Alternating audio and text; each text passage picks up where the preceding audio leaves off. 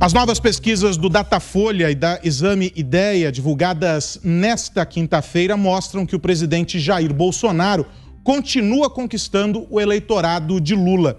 Em relação ao último levantamento sobre a intenção de voto, o chefe do executivo ganhou 5 e 4 pontos em cada estudo, respectivamente. Em cenários de segundo turno, Bolsonaro também registrou um ganho de mais de 2 pontos percentuais. Já a chamada terceira via não empolgou tanto os brasileiros e aparece distante dos dois pré-candidatos. Ciro Gomes e Sérgio Moro representam menos de 9% das intenções de voto. E o destaque negativo fica com o governador de São Paulo, João Dória. O tucano, que não tem agradado os nomes tradicionais do seu partido, atraiu apenas 1% dos eleitores. Eu começo a análise deste tema com o José Maria Trindade. Boa noite, Zé. Como é que você vê essa corrida eleitoral? Nós não devemos brigar com as pesquisas, né? Elas mudam. Muito boa noite, Carlos Aros. Boa noite, compadre Augusto. Boa noite, Ana. Muito boa noite a todos. Boa noite, Fiuza, que está nos acompanhando de longe, né?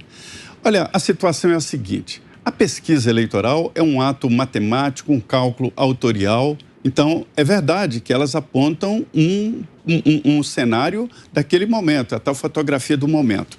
Eu estive pesquisando e nenhum dos últimos presidentes eleitos estava na frente das pesquisas em fevereiro. Isso significa que as pesquisas mentiram? Não, pode ser que não.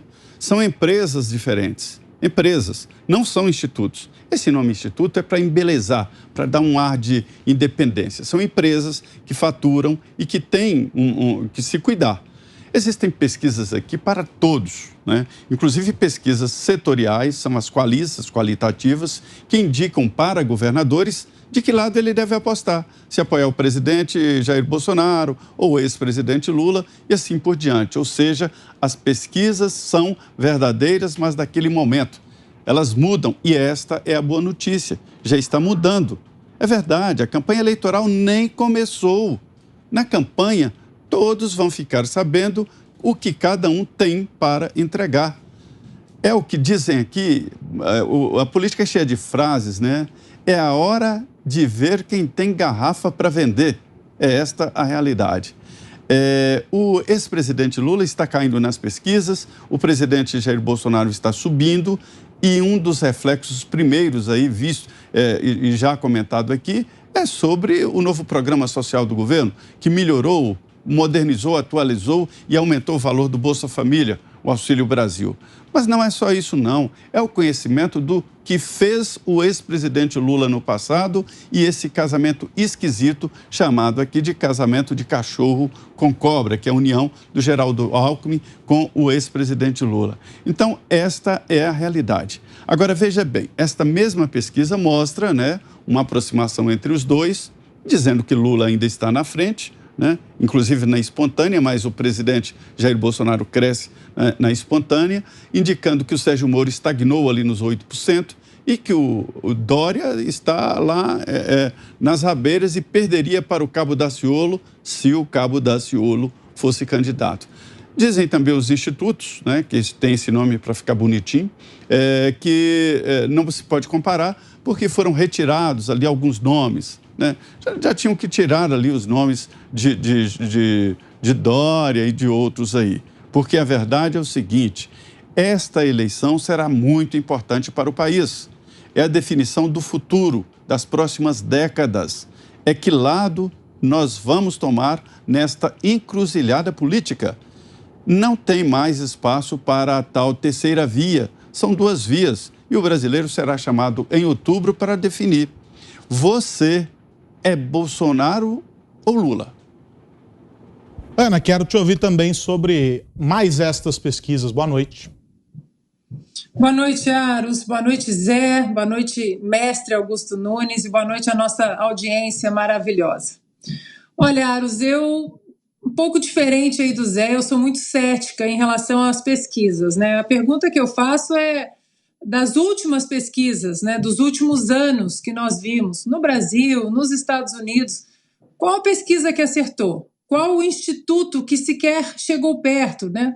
Dentro daquela margem de erro, de 2, 3 pontos para cima, para baixo, mas o problema é que as pesquisas erraram e erraram muito, né? As pesquisas de 2018, elas davam um cenário aí que Bolsonaro nem para o segundo turno passava. Depois, Bolsonaro no segundo turno, Haddad vence em absolutamente todos os cenários. Então, é muito difícil a gente acreditar nesses institutos, mesmo entendendo o ponto do Zé, que pode ser um retrato do momento, mas é muito difícil acreditar quando nos últimos anos elas nunca acertam e erram para muito.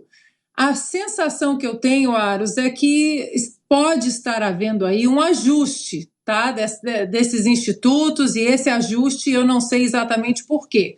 Não sei se é porque agora sabemos que o Exército vai acompanhar, as Forças Armadas vão acompanhar o processo de contagem, vão acompanhar as eleições, não sei, né? São conjecturas que a gente empurra para frente.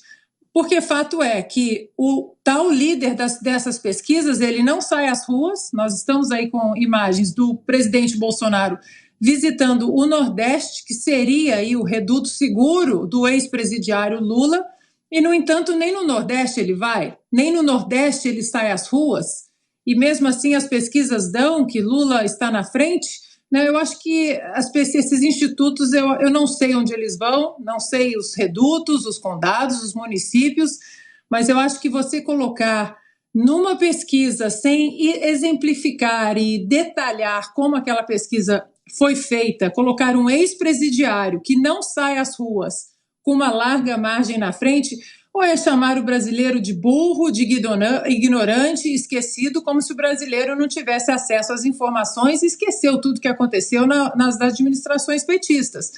Então, fica aí o questionamento, né? Para mim, o que está acontecendo é um ajuste desses números. A razão, eu não sei por quê, porque esse líder das pesquisas que não sai às ruas em lugar nenhum do Brasil, nem no Nordeste, nem no Sudeste, nem no Sul, Centro-Oeste, ele não sai às ruas e lidera as pesquisas apenas com retórica ali de rede social, um pouco difícil acreditar.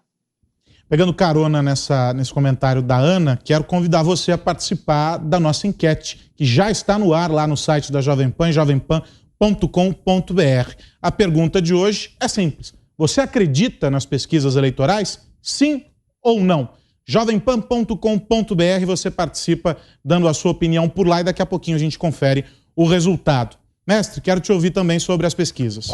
Boa noite, meu querido amigo Carlos Aros, minha querida parceira Ana Paula, compadre Zé, meu irmão Fiuza, que já vai estar por aí.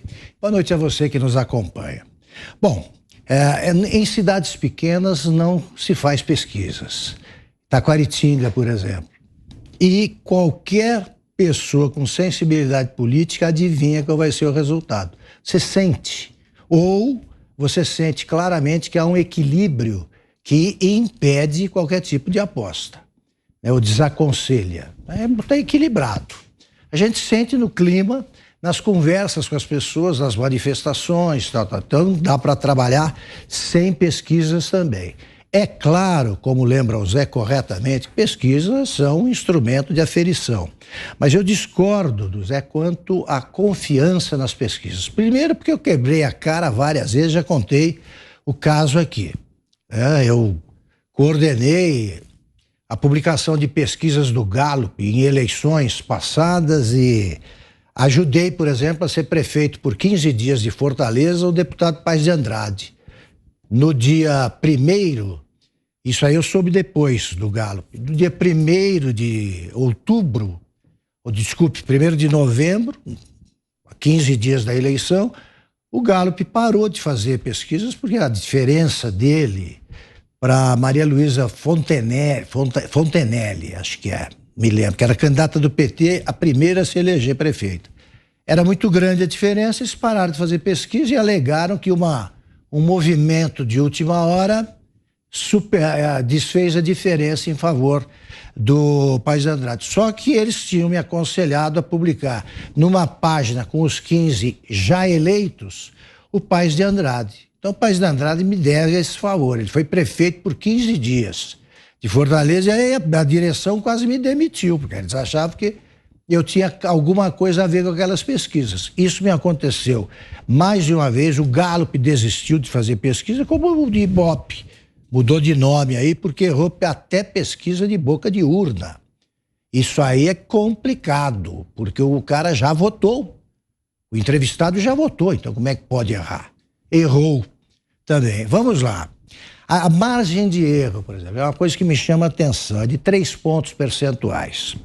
Digamos que 2 candidatos estejam empatados em 40 milhões de votos. Se a margem de erro de um oscilar para cima e a do outro para baixo, a diferença será de 7 milhões e 200 mil votos. É muito voto. Então eles falam, o retrato do momento. Não dá para conferir. Se a eleição fosse amanhã, nós saberíamos se eles acertaram. Como não é, jamais se saberá. Se isso aí pode ser, como tem sido várias pesquisas, um instrumento em favor de um candidato. A Folha está engajada numa candidatura. O Datafolha tem uma certa dificuldade interna para lidar com números claros. Isso é evidente. É evidente, se a gente tivesse o departamento de pesquisa na Jovem Pan, com a Jovem Pan militando em favor de um candidato, vocês teriam o direito de desconfiar. E a gente não tem. Pois bem, o que eu sinto, de novo, nas ruas, em todas as cidades por onde eu ando, que não tem sido poucas, é um tremendo descompasso entre pesquisas e o que se vê. O Jair Bolsonaro é o único candidato que atrai multidões que não estão reunidas ali para linchá-lo. O Lula não sai de casa. Eu nunca vi um presidente mais popular da história que não topa com plateias independentes há 13 anos, 15 anos. Isso aí eu estranho.